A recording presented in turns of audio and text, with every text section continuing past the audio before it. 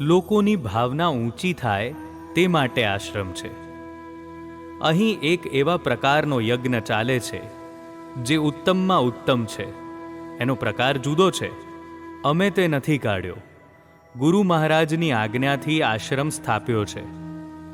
પ્રારબ્ધ યોગે જે લોકો મળેલા છે અને હવે પણ મળવાના છે તે સૌની ભાવના ઊંચી થાય તે માટે આ આશ્રમ કરેલો છે. તેમ થાય તો તે સ્થૂળ સેવા કરતાં પણ ઊંચી સેવા ગણાય એવું ગુરુ મહારાજે કહ્યું છે. સ્થૂળ સેવા તો 20 વર્ષ કરી, પણ લોકોમાં રાગ દ્વેષ વધ્યા, મોળા પડ્યા નહીં. મહાત્મા ગાંધીજીએ કહ્યું કે અહિંસા કેળવો, પણ તે કેવી રીતે કેળવાય? નીતિમત્તા, ત્યાગની ભાવના ન હોય તો અહિંસા પાળી શકાય નહીં. ધનલક્ષ્મી ક્યારે ટકે? નીતિમત્તા હોય તો તે ટકે. માણસ દારૂડિયો હોય, વ્યસની હોય તો ટકે નહીં. તેમ અહિંસાને ટકવા માટે રાગ દ્વેષ મોળા પડ્યા હોય તો ટકે.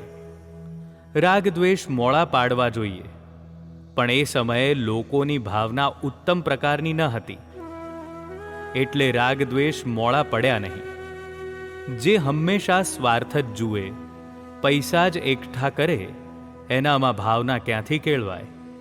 એના કરતાં એ સ્થૂળ સેવા પણ ઉત્તમ પ્રકારની છે.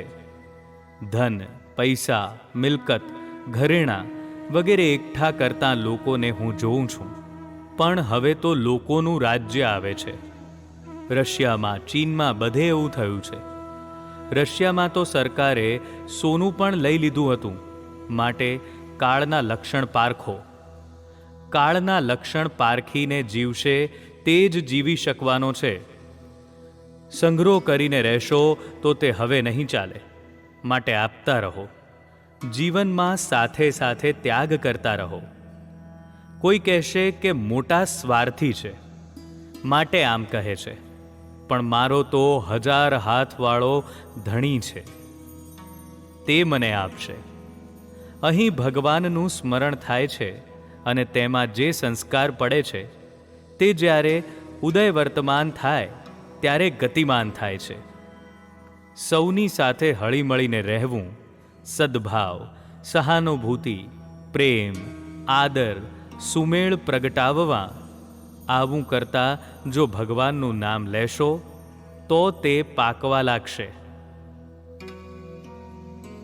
હરિ ઓમ.